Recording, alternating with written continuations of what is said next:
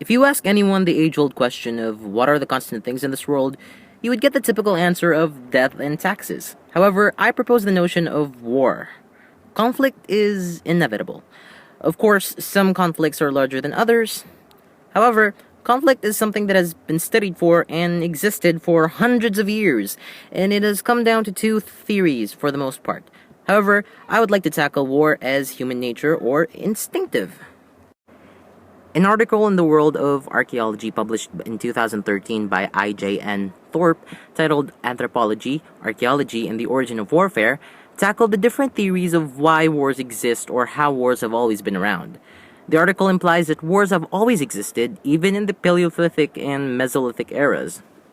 Territorial instincts played a role in ancient wars as it did in the modern day wars today. But why do we go to war? Well, that has to do with survival. Our ancestors did not have the same privileges as we did and had to work very hard for their food and shelter.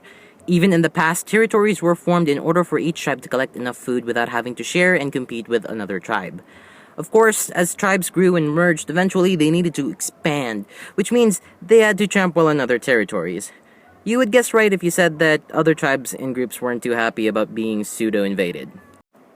This would birth an ancient version of war which mostly included hurling sticks and stones at one another in an attempt to scare each other off. Today's wars aren't too different except for the fact that now they have nuclear bombs and, well, machine guns. While it's great that we've reduced war to one of its roots, territorial disputes, we have to wonder about its other roots, mainly power, money, and influence. These three usually go hand in hand in war, and it's the driving factor for modern conflicts. Let's tackle money. War is extremely expensive and profitable. But to whom? An article by Michelle Mays in 2004 answers the very question. Conflict profiteers are individuals or corporations that profit from war by either investing in the military and defense, dealing weapons, both individuals and technological companies, and even politicians who gain public support through the victory of a conflict. To show just how large of an industry war is, let's take a look at how large the military budgets are for the US and the Philippines. In 2009, the Philippines' military budget was 3.47 billion US dollars, while the US had a budget of 778 billion US dollars. According to the statistics website Statista, you could very well say that war is a billion-dollar industry.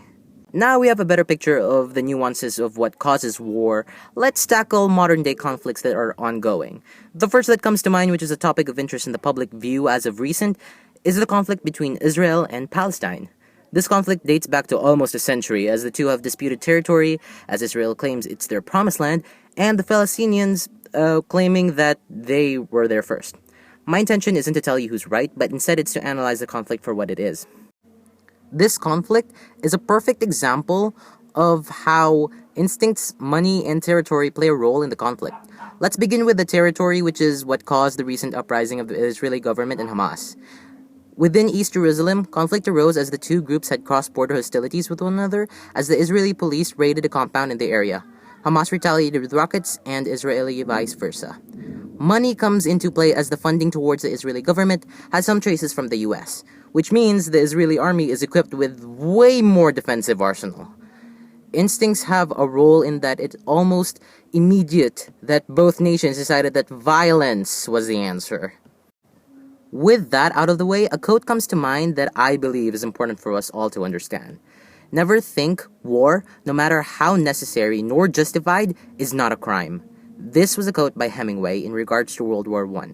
When I first read the quote, I thought, are humans truly just beasts of destruction hell-bent on attaining power?